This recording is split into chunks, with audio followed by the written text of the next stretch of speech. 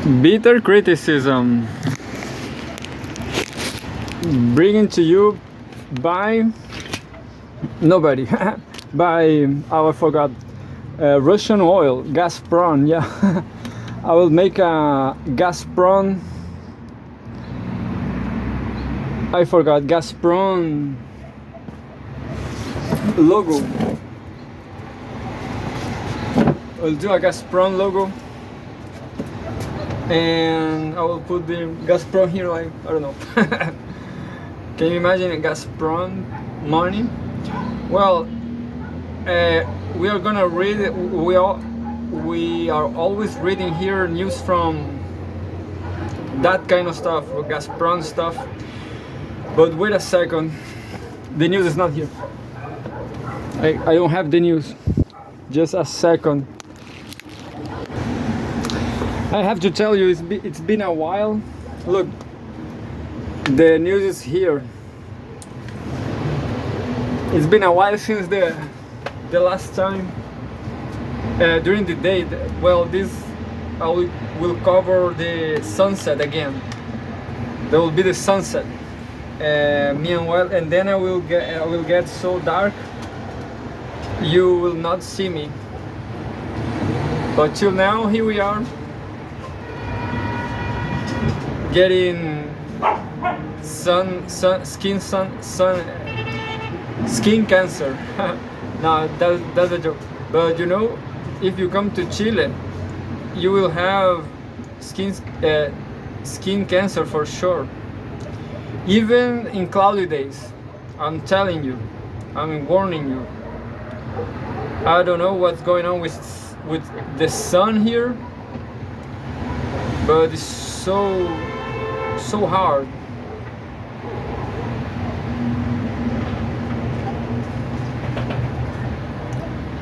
And I guess that is, yeah. This was a dog.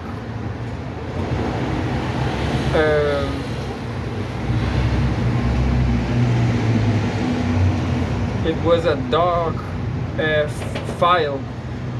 So anyway, thank you. No, I don't know.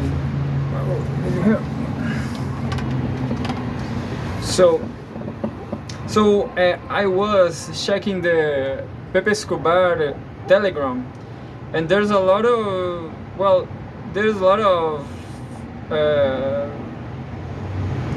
a lot of things. There are articles, Twitter stuff, Twitter posts, charges. There's a lot of things, and well, I just got the articles, and I have some Italian article, but I guess I'm not gonna read it. I will try. Look, but I don't know how to spell. I don't know how to say 24 aprile 2023. Pepe Escobar. L'impero prepara la vendetta incendiare l'Eurasia meridionale. Sounds great, isn't it? Like you say, condividi.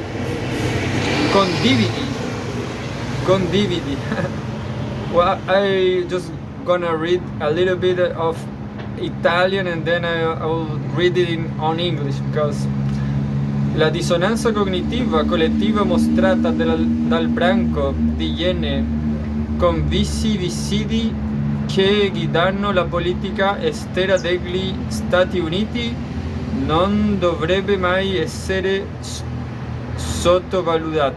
Che? I don't get it. I nostri articoli saranno gratuiti per sempre. Il tuo contributo fa la differenza. Preserva la libera informazione.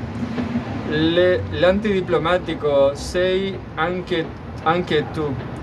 Yeah, this is kind of anti-diplomatico. He talks a lot about this, Pepe. Di Pepe Escobar, Strategic Culture. Traduzione a cura di Nora Hoppe. Quegli psicopatici neoconservatori straussiani sono stati in grado di ottenere un successo tattico L'Europa è una nave di folli dirette verso Sicilia e Cadiri. Well, sounds great, but there's a lot of words I don't get it. Con collaborazionisti come le Petit Roy della Francia e il cancelliere tedesco salsiccia di fegato, che cooperano alla debacle con tanto di logioni che annegano in un vortice di moralismo isterico. Well, I guess I guess I can learn Italian, but not today. I don't know when, but I will. I don't know. Italian sounds like isn't it? We have another news from Taibi News Blackout in Effect by Tyler Burden. There's a lot of blogs in the Pepe Escobar Telegram, so I don't get it. This from Tyler Burden. And here we have on English the same article that I was trying to read in Italian, but the truth is this Italian language is so close to Portuguese and Spanish that myself I neglect Italian, because it's so similar. I don't really study. I do start the Duolingo course, but Duolingo is more like, and the world forgot about Italian. All the world don't care about, don't care much. In radio, you never listen a Italian song. There's only one song or two, only one or two songs, and that's it. I don't want to sing that songs. I like, but I don't want to sing. Anyway, I will read it just in English. The same article. The Empire's revenge set fire to southern Eurasia. Twitter VK Odnoklasini Klasniki blogger live journal email print compartir. Well, let's read it. There's a photo. Anyway, this article was from yesterday. I have a lot of news here. I should do 3 hours, just like Richard Medburn. I will think about it to make 3 hours. Can you imagine that? So I will lose my voice. I will lose my voice right in front of the camera, and I will take to that could be a great how to say, because I was to the phonoaudiology, and I tell the phonoaudiologist I lost my voice some after half an hour, after 1 hour reading, I lose my voice. So maybe if I do this in front of the camera, she will have an idea. That could be a good strategy. I will think about it. But in my case, I guess it's only lack of water. Just lack of water. That's it. Just lack of lubrication on my how to say my I forgot. Well, my throat. Yeah, my throat. I have to drink some water on my throat. Anyway, Pepe Escobar. Hegemon hacks the spinning that the North Atlantic has relocated to South China. Good night and good luck. What? This was from some movie. I forgot. Yeah, this is a movie called Good Night and Good Luck. It was the MacArthur. I don't know. Yeah, it's interesting. Yeah, I like it. The collective cognitive dissonance displayed by the pack of hyenas with polished faces driving US foreign policy should never be underestimated. And yet those Straussian neocon psychos have been able to pull off a tactical success. Europe is a ship of fools heading for Scylla and Charybdis. Well, I missed this reference. I have to search this, yeah, isn't it? With quislings such as France's Le Petit Roi and Germany's liver sausage chancellor cooperating in the debacle. Yeah, I got this. This is Le Petit Roi is how forgot the name. The French president Macron. Yeah. You know, France is in chaos right now, and they are wearing orange. I forgot the name. Yellow, orange vests. So I have a lot of yellow vests, just because, you know. In any case, but it's out. I have what I'm gonna do with all those yellow vests. I will show next time. I will wear my full vest of yellow, you know. I take very serious the fashion, the revolutionary fashion, and that's it. It's over. Now it's orange. But that sucks. Anyway, and yeah, France is just like Le Petit Roi, and the Scholz, Germany, liver sausage chancellor. Liver sausage is, well, I'm sorry, you know. Well, nobody watched this program, but it's just for me and YouTube and I don't know, YouTube subtitles, you know. Me and YouTube informatic engineers.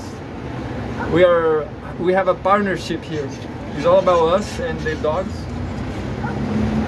And well, this is Olaf Scholz, the liver sausage, because he's like, how to say it? He's boring, you know. He's a boring guy. That's it. Complete with the galleries drawing in a maelstrom of historical moralism. It's those driving the Hamenon that are destroying Europe, not Russia. It's those driving the hegemon that are destroying Europe. Yeah, that's it. Well, a good quoting. This is a good phrase. It's those driving the hegemon that are destroying Europe, not Russia. Hegemon is like hegemony, isn't it? I don't know. Well, is in like a proper name.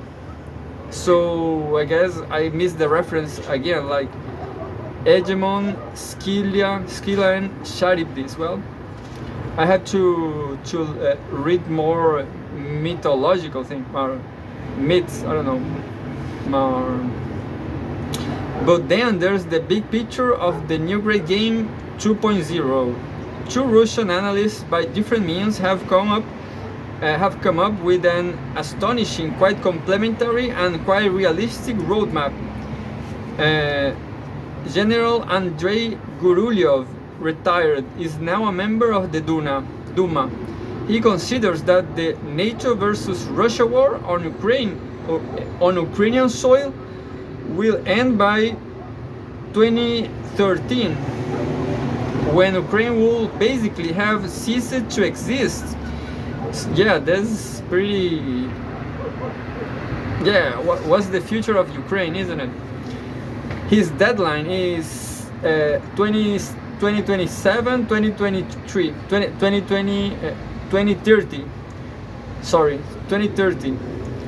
Something that no one so far has dared to predict. And season to exist per Gurulyov means actually disappearing from any map. Implied implies the logical conclusion of the special military operation reiterated over and over again by the Kremlin and the Security Council. The demilitarization and denazification of Ukraine, neutral status, no NATO membership, and indivisibility of security, equally for Europe and the post-Soviet space. Indivisibility of security. I don't get that, but well, is a topic that I don't understand. And indivisibility of security, I missed that. And anyway, so until we have these facts on the ground, Gurulev is essentially saying that the Kremlin and the Russian general staff will make no concessions, no beltway imposed, frozen conflict, or fake ceasefire, which everyone knows will not be respected, just like the Minsk agreements were never respected. Yeah, Pepe write very. Yeah, he can write well. Once before I tried to read some article from them and from him, and that article a long time ago, it was too much full of, I don't know, rock and roll references, and well, I don't get it all. I'm not a rapper or anything like that, but it was maybe music too old for me. I'm sorry. And I don't know, I'm not a rocker. I like synth pop, you know. So, and I'm not a fan. I think music is not so important, I guess. So that's why I didn't get everything. Well, but this article is fine. His article and the other guy from, I don't remember, from CGTN and Russia Today, they are written better. As such as the Kremlin may always insist, this is not a war against the Slavic Ukrainian. No, and yet Moscow, we got a problem. As much as the Kremlin may always insist, this is not a war against the Slav Ukrainian brothers and cousins, which translates into no American style shock and awe, pulverizing everything in sight. Gurulev's verdict implies the destruction of the current cancerous, corrupt Ukrainian state is a must. A comprehensive C-trap of the crucial crossroads, and it stands correctly argues that if Russia was in Afghanistan for 10 years and in Chechnya, all periods combined for another 10 years, the current SMO, otherwise described by some very powerful people in Moscow as an almost war, and on top of it, against the full force of NATO, could well last another 7 years. The C-trap also correctly argues that for Russia the kinetic aspects of the almost war is not even the most relevant. It's not a war, it's almost war. In what for all practical purposes is a war to death against Western neoliberalism. What really matters is a Russian Great Awakening already in effect. Russia's goal is to emerge in 2027-2030 not as a mere victor standing over the ruins of some already forgotten country, but as a state that has reconnected with its historic arc, has found itself re-established its principles, its courage in defending its vision of the world. Yes, this is a civilizational war, as Alexander Dugin has masterfully argued, and this is about civilizational rebirth. And yet for the Straussian neocon psychos, that's just another racket toward plugging Russia into chaos, installing a puppet and stealing its natural resources. Yeah, that's it. I always say that here. Fire in the hole. Well, this is a large article. I guess will take me 1 hour. The analysis by Andrei Berstrukov neatly complements Gurulyov's. Here in Russian, Bezrukov is a former colonel in the CVR, Russian Foreign Intel, and now professor of the chair of applied analysis of international problems at MGIMO, and the chairman of the Council of Foreign and Defense Policy think tank. Council on Foreign and Defense Policy think tank. Bezrukov knows that the empire will not take the incoming massive NATO humiliation in Ukraine lying down, and even before the possible 2027-2030 timeline proposed by Gurulyov, he argues it is bound to set fire to southern Asia, from Turkey to China. Can you imagine that? I'm telling you. This, yeah, Pepe Escobar and his friend from Brazil, from TV 24/7, Leonardo Tucci, they speak about this from maybe years ago. They are talking about this from long time ago, like this. He told about the pillars of the temple, like Samson and stuff from mythology. Mythology is a great analysis of history. President Xi Jinping, in his memorable visit to the Kremlin last month, told President Putin, the world is now undergoing changes not seen in 100 years. Bezrukov appropriately reminds us to the state of things then.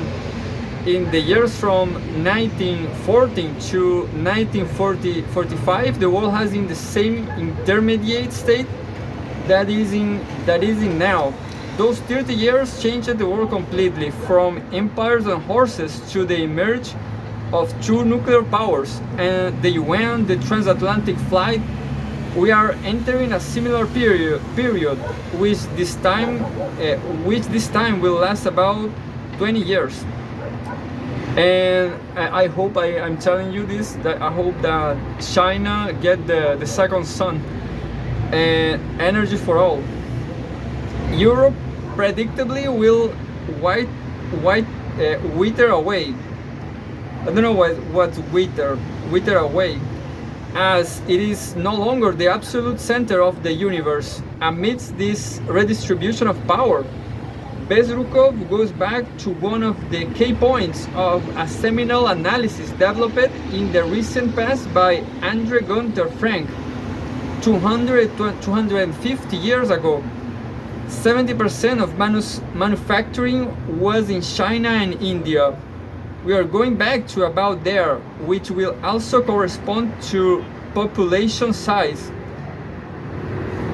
So it's no wonder that the fastest developing region, which Bezrukov characterizes as Southern Eurasia, may become a risk zone, potentially covered by the hegemon into a massive power keg.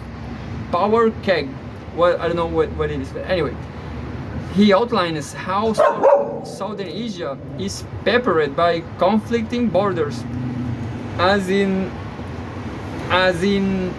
Kashmir, Armenia, Azerbaijan, Tajikistan, Kyrgyzstan. The hegemon is bound to invest in a flare-up of military conflicts over disputed borders, as well as separatist tendencies. For instance, in Balochistan, CIA black ops galore. Still Russia will be able to get by, according to Bezrukov, Russia has very big advantage because we are the biggest producer of food and supplier of energy. And without cheap energy, there will be no progress and digitalization. Also, we are the link between East and West, without which the continent cannot live, because the continent has to trade. And if the South burns, the main route will not be through the oceans in the South, but in the North, mainly overland. They saying that there will be a lot of refugees in Russia. Well, this is all about suppositions, isn't it? But Pepe Escobar, as I said, and Leonardo Tush, they are saying this hypothesis for a long time ago, and looks sounds possible, isn't it? Sounds possible. Sounds, I forgot the word. Legitimate, like, I don't know. It could happen, you know. That's what I'm saying. It really could happen. The biggest challenge for Russia will be to keep internal stability. All states will divide into two groups, and this is historic turning point. Those that can maintain internal stability and move reasonably, bloodlessly, into the next technological cycle, and then those that are unable to do so, that split off the path, that blown a bloody internal showdown like we had 100 years ago. The later will be set back 10 to 20 years, will subsequently lick their wounds by trying to catch up with everyone else. So our job is to maintain internal stability. That's I don't know, well, I don't remember who said that. Anyway, this is quoted, and that's where the great awakening hinted at by Gurulyov, or Russia reconnecting with its true civilizational ethos, as Dugin will play its unifying role.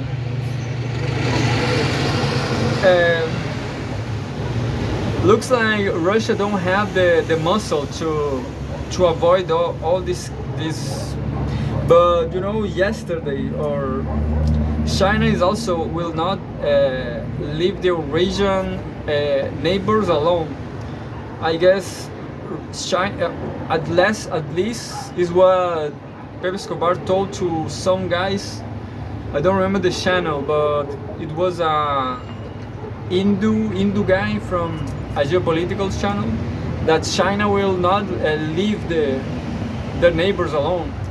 China will avoid this conflict, this this chaos, everything. And there's still a long way to go, and war against NATO to win. Meanwhile, in other news, hegemon hacks are spinning that the North Atlantic has relocated to South China. Good night and good luck, Pepe Escobar. Well, bitter criticism. I have to criticize even Pepe Escobar that is everything the same. I'm sorry, Pepe. Well, because it's the same thing, or it's the same argument. But I love you, Pepe. I'm just telling you that nothing. You can come to Chile. You will have some place to stay here and do nothing, because here in Chile, I'll tell you, Pepe, we are on what Thomas Piketty calls the excesses of identitarian policies. That's the sad truth. Well, I lost too much reading that article, and right now I have little time to read.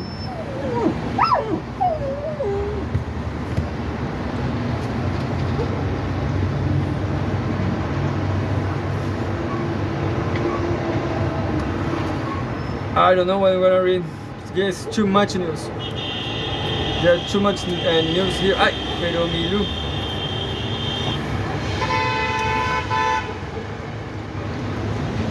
Well, I'm gonna read this news from yesterday too, and that says April 24th, Home World News. U.S. government annoyed by Macron's Ukraine push. Bloomberg. The French leader's initiative on peace negotiation hasn't gone down well in Washington, sources told the agency. And we have a photograph from Macron with Biden aside him. French President Emmanuel Macron speaks alongside U.S. President Joe Biden during a state dinner on the South Lawn on the White House. The White House is annoyed by French President Emmanuel Macron's unilateral attempt to initiate diplomatic negotiations on the Russia-Ukraine conflict with mediation by China. Yeah, this is what I think France is doing, isn't it? They are taking some initiatives, and the US is, I don't know. The US is trying to destroy the world. Sources have told Bloomberg, according to people familiar with the US government thinking on the issue, the recent move by the French leader hasn't gone down well in Washington, the agency reported on Sunday. The sources claimed that the White House was annoyed by what they see as Macron freelancing on a delicate diplomatic issue without consulting with allies. The people quoted by Bloomberg also said they did not believe the French president's initiative would be successful, pointing out that he had proposed other peace plans during the conflict, but later backtracked on them. They claimed it was clear that Beijing has no intention of using its influence on Moscow regarding the situation in Ukraine, the report said.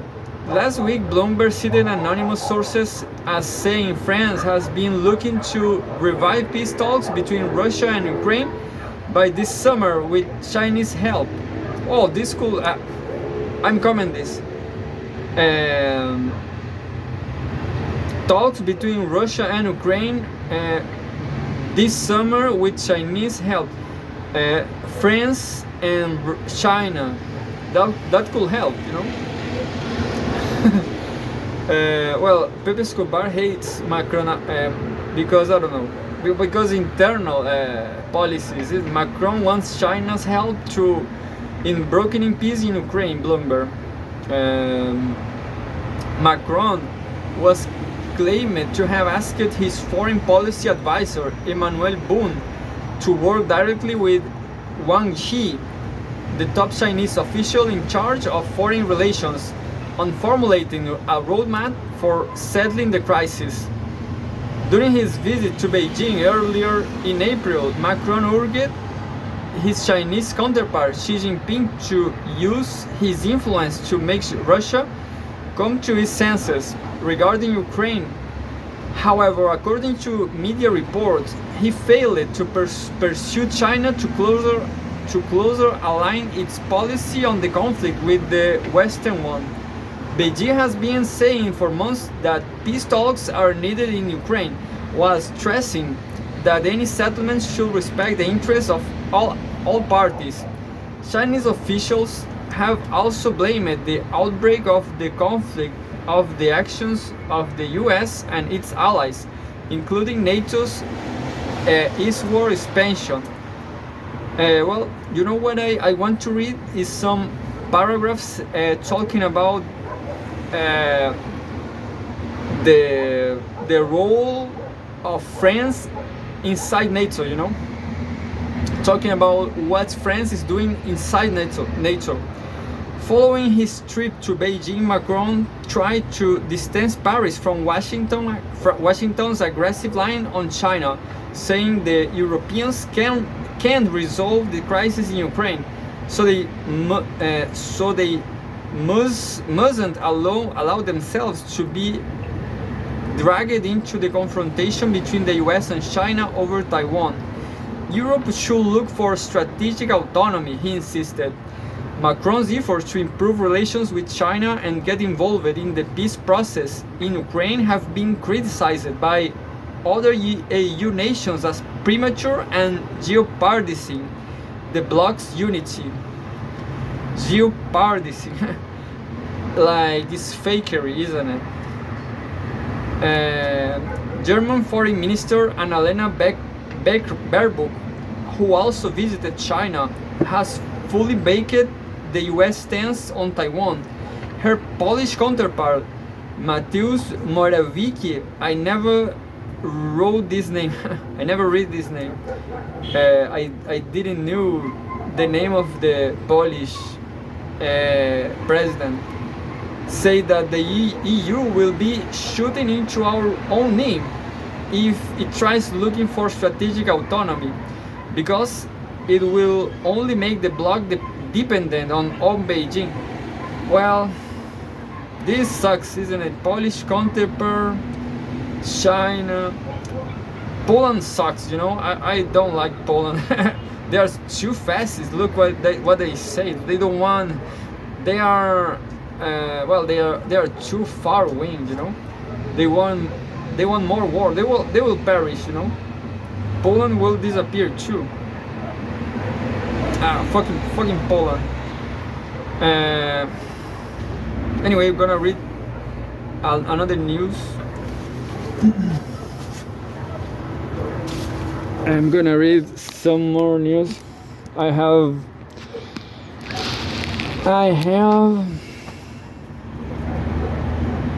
kinda 10 minutes. Yeah. 10 minutes to the end. I don't know if I'm gonna read Russia economy. Maybe I will look. Russia poised to introduce a 30% tax for working abroad. The new legislation will affect remote workers who have lost their tax residency status. No, I don't gonna read this because it's like nobody. Nobody cares, and it's so few people. Look, Taiwan sets timeline for female reservist military training. Oh, I don't care neither. But this is a beautiful Taiwanese female soldier. I like Asian eyes. I'm sorry, but I like. Dozens of foreign mercenaries killed in Iskander strike Russia. I guess all this is from Russia Today. Look, dozens of foreign mercenaries killed in Iskander strike. Iskander strike. Like, this is like the place, Iskander, Russia. Up to 60 members of the so-called Georgian Legion were eliminated in Donbass, according to the Defense Ministry. Just remember that Russia, maybe they were giving Russian nationality for mercenaries to want to fight with Russia, but the consulate never answered me. I should be with the Russians right there. And we have a photograph from a missile being launched from Russia's Iskander mobile short-range ballistic missile system. Russia's Defense Ministry from Sputnik. And well, I have news from Sputnik too, but I don't have time. I will do another program in next with light. And said dozens of foreign mercenaries have been killed in a strike on the Ukrainian-held town of Konstantinovka in Russia's People's Republic of Donetsk, Moscow has said. Up to 60 members of the so-called Georgian Legion were killed and 15 military vehicles were destroyed in the attack, while 20 other mercenaries were seriously wounded. The ministry's spokesman, Lieutenant General Igor Konachenkov, announced during a briefing on Monday. The strike, carried out using the Iskander short-range ballistic missile system, targeted a library in Konstantinovka, which foreign fighters were using for loading and storing ammunition, he added. The eliminated militias of the Georgian Legion were involved in the brutal torture and murder of Russian servicemen near Kiev in March last year, Konachenkov said. Yeah, war is terrible.